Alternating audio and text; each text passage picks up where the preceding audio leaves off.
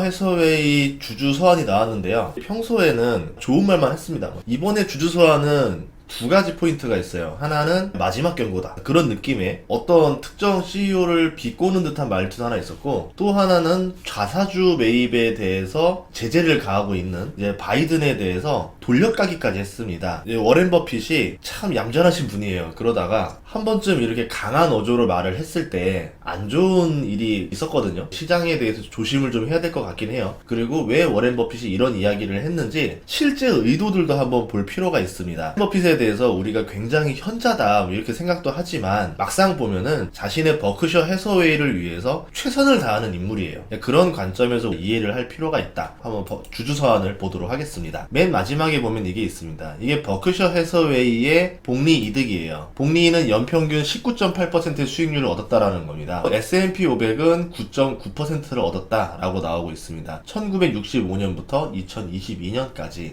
그리고 누적 수익률로 쳤을 때 S&P 500은 24,700%, 그리고 버크셔 해서웨이는 378만 7,464%의 수익률을 얻었다 라고 하고 있죠. 우선 자기 자랑 한번 하고 시작한 겁니다. 내려보도록 할게요. 우리가 통제하는 기업에 투자해서 보통 기업의 100%를 매입합니다. 100%를 매입한다라는 거는 상장하지 않는다라는 거죠. 비상장으로 100%를 보유한다 이런 얘기고, 100%를 인수한 다음에 우리의 원하는 비즈니스를 할 수 있는 CEO를 선택해서 맡긴다라는 거죠. 대기업을 관리할 때는 신뢰와 규칙이 모두 필수적이다. 소유권의 두 번째 범주에서 소극적으로 기업을 소유하는 공개거래 주식을 구매한다. 한마디로 상장 주식을 사들인다라는 거죠. 이런 경우는 우리는 경영진에 대해서 발언권이 없다. 지분 100%를 인수하면 내 맘대로 회사를 만들 수가 있지만 지분을 어느 정도 취득한 거 가지고는 비즈니스 방향의 결정권을 제시할 수가 없겠죠. 두 가지 형태 소유권에서 우리의 목표는 다음과 같은 비즈니스에 의미 있는 투자를 하는 거다. 오래 지속되는 유리한 경제적 특성과 신뢰할 수 있는 관리자, 한마디로 경제적 혜자를 가진 사업에 믿을만한 CEO를 맡기면 된다. 단순하죠. 그 두 가지 이야기를 했습니다. 장기적인 비즈니스 성과에 대한 기대에 따라 소유하고 있다. 그 점이 중요하다. 찰리와 저는 우리는 주식 선택자가 아니다. 비즈니스를 선택하는 사람이다. 주식 투자를 하는 사람들이 아니라 사업을 하는 사람들이다. 이런 얘기를 하고 있어요.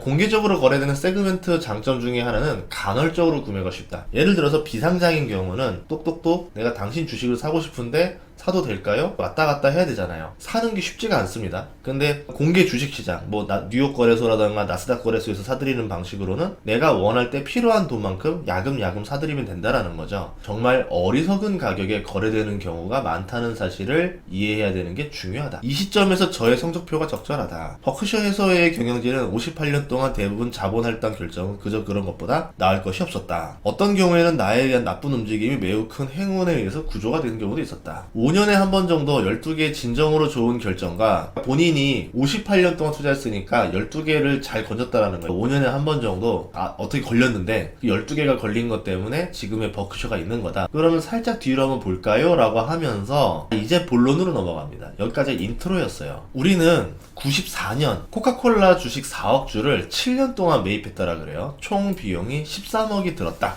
라고 하는 거예요. 그렇게 해서 22년까지 배당금은 7억 400만 달러로 증가했다. 그럼 내가 투자한 돈의 절반을 매년 지금 배당으로 받고 있죠. 배당이 성장하니까. 그러면 버크셔 입장에서는 코카콜라로 지금 배당 수익률이 50%가 넘는 겁니다. 이게 중요한 게 아니에요. 진짜 이제 돌려가긴 뒤에 있어요.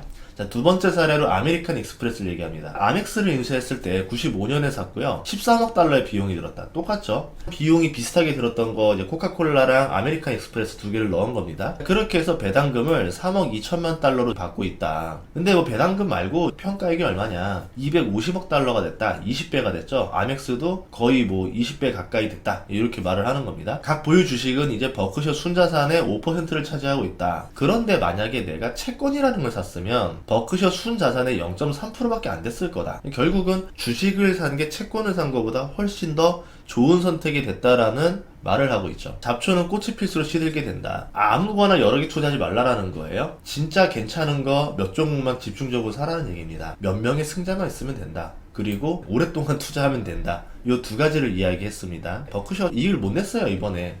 과거의 이야기들을 통하면서 본인들의 그거를 만회하는 내용들을 담았었습니다. 우리가 잘한 것 중에 하나는 뭐냐면 알리게이 이제 그 보험회사를 사들인 거 이런 얘기 하나 있고요. 이제 진짜 얘기 나오죠. 버크셔 해서웨이는 우리 회사 발행 주식의 1.2%를 재매입한다. 자사주를 매입하고 있다라는 얘기예요. 애플과 아멕스가 자사주를 매입했다는 얘기거든요. 그러면서 버크셔 해서웨이의 소유권을 약간 증가시켰다. 그러니까 한마디로 자사주 매입을 하면은 내 지분율이 올라가는 효과를 주고 있다. 기업이 근데 자사주 매입에 과도한 비용을 지불하면은 지속주주는 손해를 보게 된다. 이런 얘기도 해. 자사주를 너무 많이 사는 것도 좋은 건 아니다. 하지만 가치 증대 재구매로 인한 이익은 모든 측면에서 모든 소유주에게 혜택이 된다는 걸 강조해야 됩니다. 기업이 번 돈으로 자사주를 사들이는 거는 모든 소유주에게 혜택이 된다. 이런 얘기인 거예요. 3명의 주주 중에서 한 명이 사업을 관리하고 있는데 이 한 명이 나 이제 나갈래 라고 하면서 내 지분 좀 사들여 매력적인 가격으로 회사에 대판다라고 합시다. 그러면은 이거를 샀을 때 서로가 이득이라는 거죠. 팔 수 있는 사람도 제값 받고 팔 수 있어서 좋은 거고 사는 사람도 비싸게 산 게 아니기 때문에 오히려 본인의 지분율이 늘어나면서 좋은 거다. 뭐 이런 얘기를 하는 겁니다. 누구에게 피해를 입혔습니까? 대중들이 피해를 입었나요? 이러면서 자사주 매입하는 게 대체 무슨 잘못입니까? 라고 말을 하고 있죠. 누구를 까는 걸까요? 한번 내려가 볼까요? 모든 판매나 주주가 국가에게 해롭다는 말을 들었을 때 또는 CEO에게 유익한 점은 경제 문맹자나 말을 잘하는 선동가. 누구 얘기할까요? 말을 잘하는 선동가.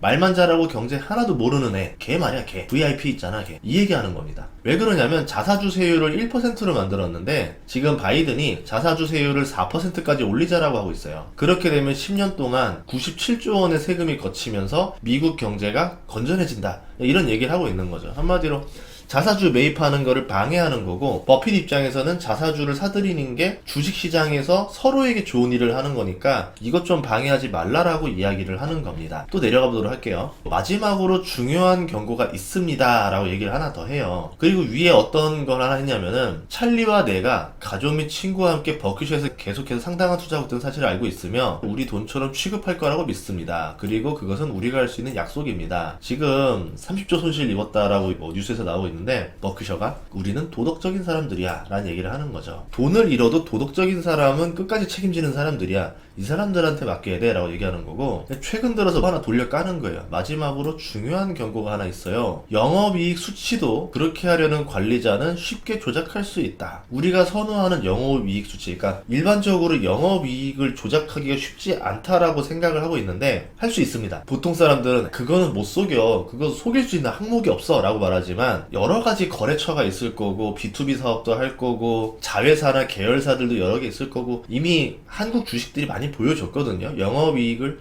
불법 아닌 편법 정도로 조율할 수는 있어요. 그런 얘기들을 하는 거예요. 종종 CEO 및 이사, 고문이 정교한 거로 생각한다. 그런 식으로 자꾸 어닝 서프라이즈를 만드는 놈들이 있다. 이 얘기하는 거예요. 한마디로 이건 거예요. 야, 버크셔도 맘먹으면 이거 어닝 띄울 수 있어. 근데 우리는 도덕적인 사람들이야. 그래서 안 하는 거야. 이 활동 너무 역겨워. 비도덕적으로 이렇게 해서 영업이익을 어닝 띄워가지고 주가를 올린 애들이 있는데 너무 역겨워. 이건 사기잖아. 숫자를 조작하는 건 재능도 필요 없어. 그냥 속이고 싶은 욕망만 있으면 되는 거다.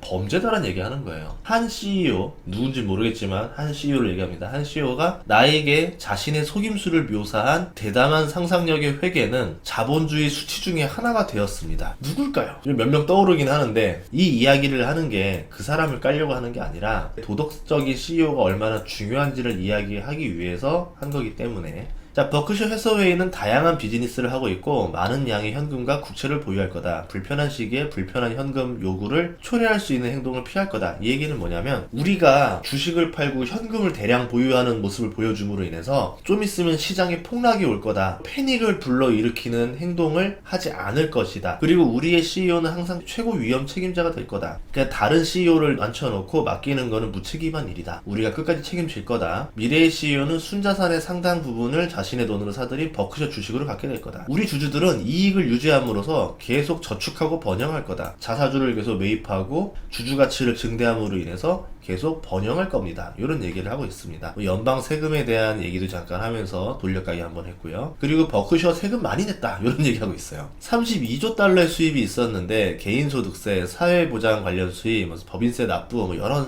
것들이 재무부 수입으로 있었다. 그 중에서 버크셔가 낸 수입이 1%의 10분의 1이니까 재무부가 거둔 수입의 0.1%는 버크셔가 냈다라는 겁니다. 한마디로 우리 세금 잘 내고 있습니다. 근데 너무 과한 거 아니에요? 자사주 매입에 대해서는 좀 봐주세요. 이렇게 얘기하는 겁니다. 버크셔는 향후 10년 동안 훨씬 더 많은 세금을 납부하기 희망하고 기대합니다. 바이든이 말했던 자사주 세율을 4%로 올리면 10년 동안 92조가 거친다는 뉴스를 돌려가는 겁니다. 우리는 10년 동안 더 많은 세금을 내고 싶습니다. 자사주는 하지 마라. 이런 얘기예요. 저는 우리나라 일생의 3분의 1 이상인 30년 동안 투자해왔다. 미국 역사의 3분의 1이 내 인생이야. 이 말을 하는 겁니다. 자기 비판과 자기 의심에 대한 우리 시민들의 성향에도 불구하고 나는 아직 미국에 대해 장기적인 내기를 하는 것이 이치에 맞는 때를 보지 못했다. 한마디로 미국에 투자해라, 미국의 반대편에 서지 말라, 이런 얘기를 하고 있죠. 그러면서 이제 뭐 찰리를 띄워주죠. 찰리가 했던 명대사들 몇 가지 얘기하면서 마무리를 하죠. 죽은 사람에게서 많은 것을 배울 수 있습니다. 위대한 회사는 당신이 없어진 후에도 계속 일합니다. 워렌 버핏과 저는 시장의 거품에 초점을 맞추지 않습니다. 우리는 장기적으로 좋은 것을 추구합니다. 이런 얘기들. 매일 주식시장은 투표 기계입니다. 투자할 때 100% 확실한 것은 없습니다. 따라서 레버리지 사용은 위험합니다. 멋진 숫자에다가 0을 곱하면 항상 0이 됩니다. 마지막으로 수십 년 동안 그의 결정에 영향을 미친 찰리의 짧은 두 문장을 추가했습니다. 워렌, 좀 더 생각해봐. 너는 똑똑하고 내가 오라. 그러니까 한마디로 너 똑똑해. 근데 너 틀렸어. 내가 맞아. 이런 얘기를 하는 거죠. 되게 중요한 얘기인 거예요. 내가 똑똑하다고 잘못된 믿음을 가지고 엉뚱한 투자하지 말라라는 겁니다. 보통 똑똑한 사람들이 많이 저지르는 실수인데 내가 똑똑하기 때문에 내 판단이 옳다라고 고집을 부릴 때가 있어요. 그런데 그게 틀렸을 때 엄청난 희생을 치르게 됩니다. 왜? 내가 똑똑하다 판단하고 내 판단이 맞다고 생각하고 확신을 가지니까 엄청나게 큰 돈을 베팅해버리는 거죠. 그러다 틀렸을 때 다 날아가는 겁니다. 그리고 이제 워렌 버핏과 찰리 먼거의 주주총회가 몇 번 안 남았을 거라 생각을 해요. 더 오래 사셨으면 좋겠지만 이번에도 만날 거다라고 하면서 이제 얘기를 하는데 꼭 가고 싶은데, 그래서 주주총회 이거 신청하려고 했더니 주식을 가지고 있는데 초대권이 안 날라오더라고요. 그래가지고 증권사에다 연락을 했는데, 연락했더니 안 준대요. 딴 증권사 알아보세요 이래가지고 못 가게 됐어요. 제가 버크셔에서의 주주인데 증권사에서 초청장이요? 그거 다른 증권사 알아보세요. 저희 증권사는 잘 모르겠어요. 이렇게 끌어버리는 거예요. 어느 증권사인지 말을 하려다가 참았습니다. 이유가 있겠죠. 그래서 이번에는 버크셔 해서웨이 주주총회를 못 갑니다. 진짜 가보고 싶었는데 다음번에는 버크셔 해서웨이 주식을 여러 증권사로 나눠 사야 되겠어요. 억울하긴 합니다. 아무튼 주주 서한의 내용을 정리해보면은 자사주 매입에 대한 강한 분노 가 느껴졌고, 두 번째는 영업이익을 조작하는 어닝 서프라이즈를 띄우는 CEO들에 대해서 경고를 했습니다. 회계 부정 저지르지 마. 이거는 굉장히 중요한 의미일 수도 있어요. 왜냐하면 인도의 아다니 그룹이 났던 사태처럼 이게 알려지게 되면은 공매도의 타겟이 될 수 있고 주가가 아주 박살날 수 있죠. 그리고 회계 부정으로 인해서 산산조각 났던 기업들의 사례가 미국에서 있었기 때문에 그런 기업들의 냄새가 난다라고 그러면 애초에 투자를 하지 않는 것도 좋을 것 같습니다. 다음 시간에도 좋은 정보로 찾아뵙겠습니다. 구독과 좋아요, 알림 설정 부탁드릴게요. 고맙습니다.